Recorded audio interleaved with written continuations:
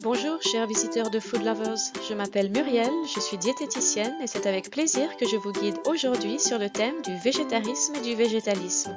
N'hésitez pas à poser vos questions via le bouton commentaire. Nous allons commencer par parler du végétarisme et du végétalisme en Suisse. D'après une étude réalisée en décembre 2020 sur le thème de la nutrition et de la santé auprès de la population suisse, 8% des participants ont dit consommer des repas végétariens tous les jours et 35% plusieurs fois par semaine.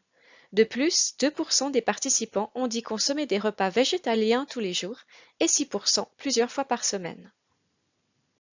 Il existe différentes formes d'alimentation végétarienne. Le végétarisme consiste à ne pas consommer de viande ni de poisson, cependant les produits laitiers, les œufs et le miel sont consommés. L'ovo-végétarisme consiste à ne pas consommer de viande ni de poisson, ni de produits laitiers.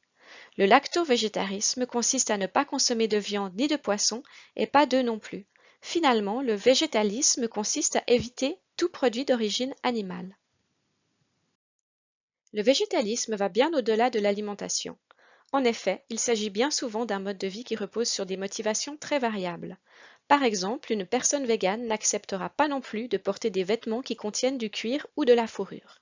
Elle refusera également de consommer des produits pour lesquels des essais sur des animaux ont été effectués, comme cela peut être le cas pour certains produits cosmétiques. Les motivations du végétarisme et du végétalisme sont diverses. Tout d'abord, certaines personnes vont décider de suivre une alimentation végétarienne ou végétalienne pour des raisons éthiques, l'abattage des animaux étant considéré comme une injustice. Nous retrouvons également la dimension sociale en lien avec l'éducation et les habitudes. Nous avons aussi la dimension écologique avec la préoccupation de la faim dans le monde et la consommation d'énergie liée à la production de viande ou de produits animaux. Nous retrouvons bien évidemment la dimension religieuse et finalement la dimension sanitaire avec la prophylaxie de certaines maladies et le maintien d'un bon état de santé général. D'après la Société suisse de nutrition, les avantages d'un régime végétarien sont nombreux. Les végétariens sont moins nombreux à mourir précocement de maladies cardiovasculaires. Ils meurent également plus rarement d'un cancer. Les végétariens ont aussi une tension artérielle moins élevée. Et enfin, ils présentent plus rarement un excès pondéral. À côté du régime alimentaire, il faut tenir compte du fait que le mode de vie des végétariens se différencie souvent de celui des non-végétariens. En effet, il a été observé que les végétariens font plus de sport, fument moins et boivent moins d'alcool.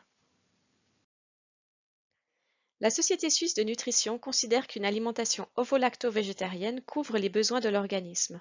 Comme pour l'alimentation mixte incluant la viande et le poisson, certains points doivent être pris en considération pour que l'alimentation soit équilibrée et permette la couverture des besoins. Un point important est la consommation abondante d'aliments d'origine végétale. Le végétalisme peut impliquer un risque de carence en substances nutritives et protectrices, étant donné que tous les produits d'origine animale sont exclus. Toutefois, un apport nutritionnel suffisant peut être atteint en faisant une sélection réfléchie des aliments. Il faut tout de même faire attention car un régime végétalien demande de bonnes connaissances nutritionnelles et ne convient donc pas à tout le monde. De plus, dans certaines phases de la vie, par exemple la grossesse, l'allaitement, l'enfance, la croissance et la vieillesse, le risque de carence alimentaire est plus élevé.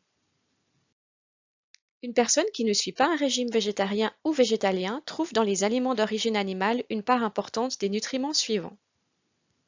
Les protéines, des vitamines telles que la vitamine B12 ou la vitamine D, des minéraux tels que le fer, le zinc ou le calcium, et finalement les acides gras oméga 3. Il faut donc en tenir compte lorsqu'on consomme un régime végétarien ou végétalien. Les sources principales de protéines sont la viande, le poisson, les œufs, les graines de soja, le tofu, le corn, le sétan, le tempeh, le lait, le fromage, les céréales et les légumineuses. Les protéines sont composées d'acides aminés dont certains sont essentiels pour notre corps. Les acides aminés contenus dans les protéines vont être différents si les protéines sont d'origine animale ou végétale. En effet, tous les acides aminés essentiels se trouvent dans les aliments d'origine animale, tandis que la composition des protéines d'origine végétale peut varier. C'est pourquoi, pour une personne végétarienne ou végétalienne, il est important de varier son alimentation et de consommer suffisamment de légumineuses et céréales, ainsi que de fruits oléagineux et graines, car la combinaison des différents aliments végétaux permet d'obtenir tous les acides aminés essentiels pour notre corps. D'une manière générale, les légumineuses ont une teneur en protéines plus élevée que les céréales. Parmi les céréales ainsi que les produits apparentés à ceux-ci, ce sont l'avoine, le quinoa et l'amarante qui présentent les teneurs en protéines les plus élevées. À l'exception du soja, les protéines végétales ont une valeur biologique relativement moins élevée. Mais les associations telles que céréales légumineuses ainsi que fruits à coque et céréales sont complémentaires. C'est pourquoi il faut les consommer au cours d'un même repas ou de la même journée. Souvenez-vous également qu'en choisissant une boisson végétale dans le but de remplacer un produit laitier, veillez à ce que la teneur en protéines soit comparable à celle du lait, environ 3 grammes pour 100 millilitres. Les sources de vitamine D sont les poissons riches en graisse comme le saumon, les sardines et les anchois, ainsi que les champignons. Mais la vitamine D est également produite dans la peau par le corps lui-même sous l'effet de la lumière du soleil, donc les rayons UVB. Les aliments contiennent généralement peu de vitamine D.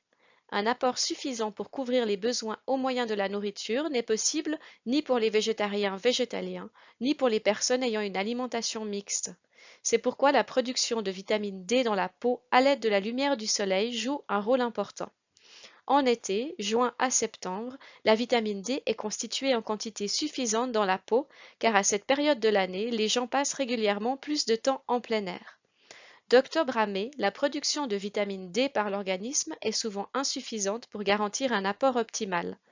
Les compléments alimentaires peuvent donner un coup de pouce à l'organisme. Les sources de vitamine B12 sont la viande, notamment les abats, le poisson, les œufs, les aliments enrichis en vitamine B12 comme la levure de bière par exemple, et enfin dans une moindre mesure les produits laitiers. Une fois absorbée, la vitamine B12 est stockée dans l'organisme pour plusieurs années.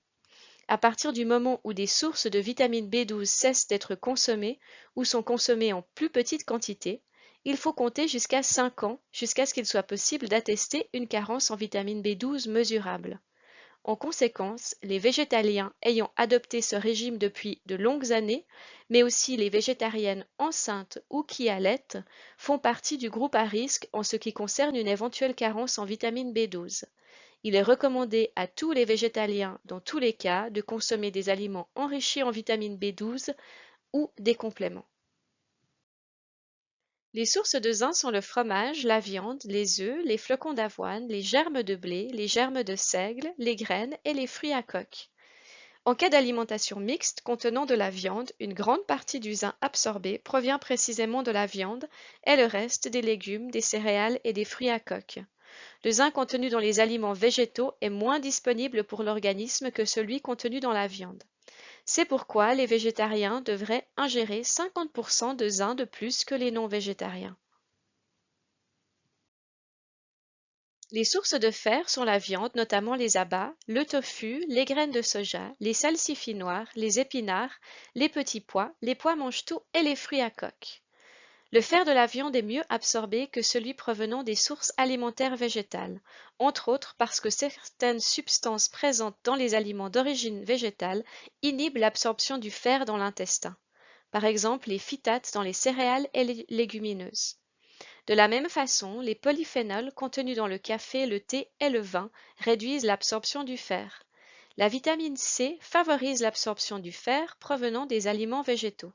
C'est pourquoi il est judicieux de consommer des sources végétales de fer en même temps que des aliments riches en vitamine C, comme par exemple le kiwi, le poivron ou du chou-fleur, et de ne pas boire systématiquement du café, du thé ou du vin en mangeant. Les ovo-lacto-végétariens, en particulier dans les pays occidentaux, ne présentent aucun risque accru de carence en fer. Pour les végétaliens, les données relatives à un apport en fer sont rares, mais ici encore, il n'y a pas de risque de déficit majeur. Les sources de calcium sont le lait et les produits laitiers, les brocolis, les côtes de bête, les épinards, le chou vert, les eaux minérales riches en calcium, plus de 300 mg par litre, les amandes, les noix du Brésil et les graines de sésame. Avec une alimentation équilibrée selon la pyramide alimentaire suisse, 70% des besoins de l'organisme en calcium sont couverts par le lait et les produits laitiers. 16% proviennent des fruits et légumes. Les produits végétaux ont tendance à contenir moins de calcium que les sources animales et le corps a souvent plus de difficultés à l'absorber. Le risque de carence en calcium pourrait être accru chez les végétaliens, néanmoins aucune donnée n'est disponible pour le confirmer actuellement. Les sources d'acides gras oméga 3 sont les poissons riches en graisse comme le hareng, le maquereau ou le saumon, l'huile de colza, l'huile de noix et les noix, l'huile de soja, l'huile de lin et les micro-algues. Les acides gras oméga 3 ne peuvent pas être produits par l'organisme lui-même, donc seule la nourriture peut les apporter à l'organisme. Comme les végétariens ne consomment pas de poisson, il est particulièrement important que leur consommation de sources végétales d'oméga 3 soit suffisante et une supplémentation par des aliments enrichis ou des compléments peut être nécessaire. Au quotidien, si vous suivez une alimentation végétarienne ou végétalienne, n'hésitez pas à utiliser notre assiette équilibrée au quotidien comme une base d'orientation. Vous la retrouverez sur notre site nestlé.ch. Donc en résumé, les protéines, les vitamines D et B12, le zinc, le fer, le calcium et les acides gras oméga 3 sont à prendre en compte lorsqu'on suit une alimentation végétarienne ou végétalienne. Le modèle d'assiette équilibrée est un bon point de repère. Sur le principe, il est important de sélectionner consciencieusement des aliments diversifiés, avec chaque jour des fruits et légumes, des produits laitiers ou des boissons au soja ou au riz enrichis en calcium, une portion de tofu, de corn, de tempeh ou de sétan, et régulièrement des légumineuses et des céréales. Donc n'oubliez pas, la variété est très importante. Et finalement, certaines combinaisons, comme les légumineuses et les céréales, ou les céréales et les fruits à coque, sont judicieuses. Voilà, cela nous amène à la fin de cette présentation. J'espère que vous avez appris des choses. Et n'oubliez pas, si vous avez des questions, vous pouvez les poster dans la section commentaires.